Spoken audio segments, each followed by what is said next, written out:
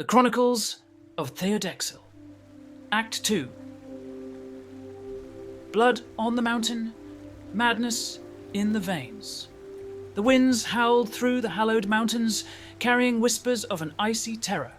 Frostmore, the mountain beast. When Theodexil, known across Vardaran as TDXL, arrived, the beast was already engaged in battle with two fearless vampires. Never one to miss out on bloodshed or brunch, Theo played the part of distracting nuisance, helping turn the tide just long enough for the trio to claim victory. They feasted together in the snow, and new power surged once more through Theo's immortal veins. Hungry for more, Theo journeyed to Fairbane in search of a ferocious bear. Alas, he arrived moments after its death, but managed to get a sip of its potent blood, granting him the ability to become a bear himself. Sadly, a less fortunate vampire, trapped in wolf form, missed their window. Theo simply patted him on the head and shuffled off like a polite apex predator. Eager to test his new form, Theo crept into the treacherous iron cave. His goal? Iron for armor, for he knew greater foes awaited, including the elusive and legendary tailor, Beatrice of Dunley. Tracking her down wasn't easy. And when he did, oh no. Beatrice wasn't just a tailor. She was a vampiric gargoyle in a sundress. Theo didn't hesitate. He tore through her stone skin like silk and walked away with fashion secrets fit for the undead elite. Next, he set his sights on Vincent the Frostbringer, but made a scholarly detour at the library of Maja, the Dark Savant, where he filled both his brain and belly. Still, Frostbringer proved elusive. So Theo wandered, only to find himself eavesdropping eyes on an intense showdown between Jade the Vampire Hunter and, once again, Lula, that infernal vampire jewel thief. He stashed his loot in a nearby hut and spectated from the shadows, quietly hoping Jade would win, just so he could slurp her blood himself.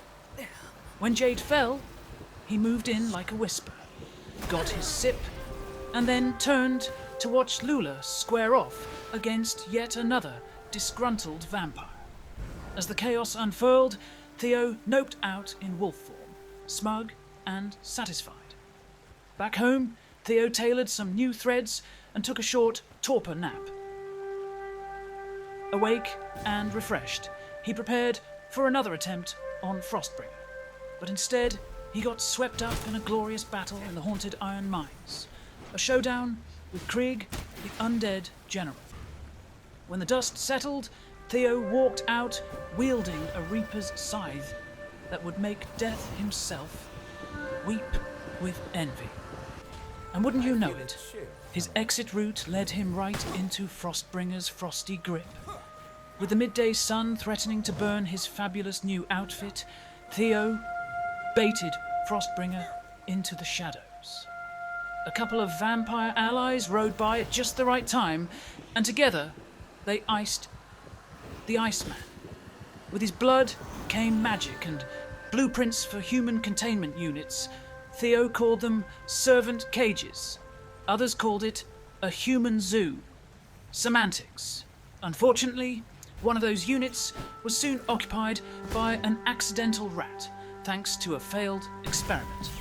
A hilarious castle chase ensued, and the end result, Theo could now transform into a rat himself. Convenient, if embarrassing. Next came Nicholas the Fallen and Leandra the Shadow Priestess, two masters of unholy magic. Theo wanted their secrets and made plans accordingly. All will be consumed. Between errands, Theo had awkward small talk with another vampire in the Iron Cave, dodged exploding rock puppies, and had his first human guinea pig delivered courtesy of Clive the Firestarter.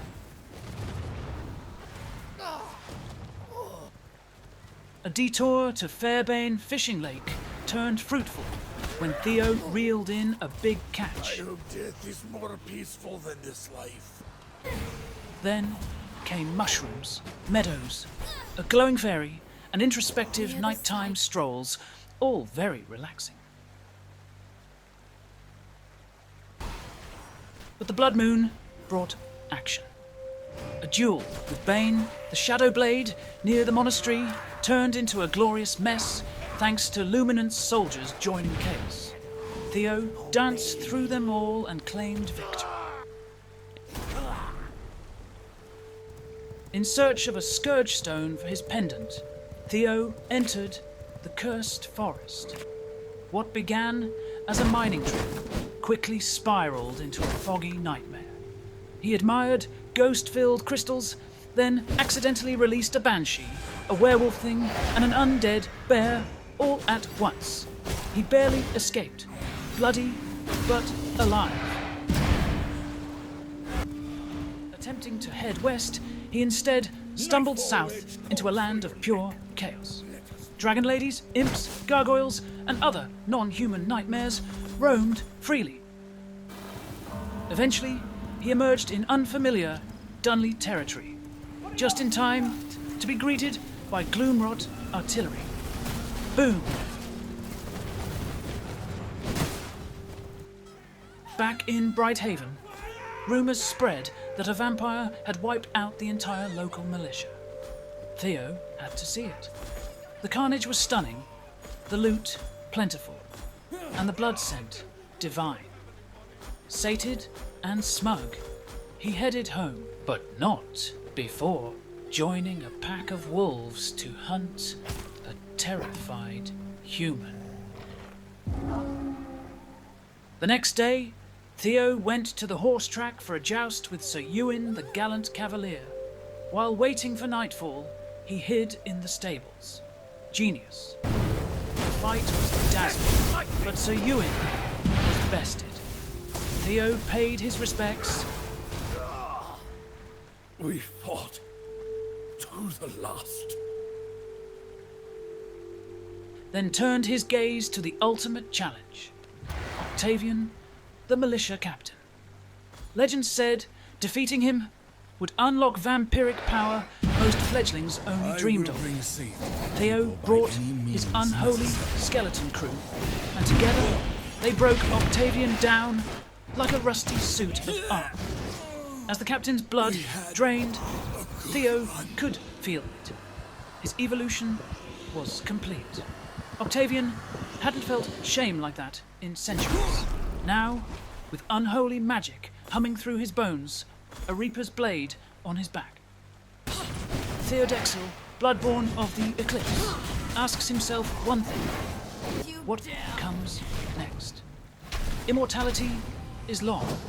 Power is addicting. But something darker still stirs in Vardaran. Act 3 awaits.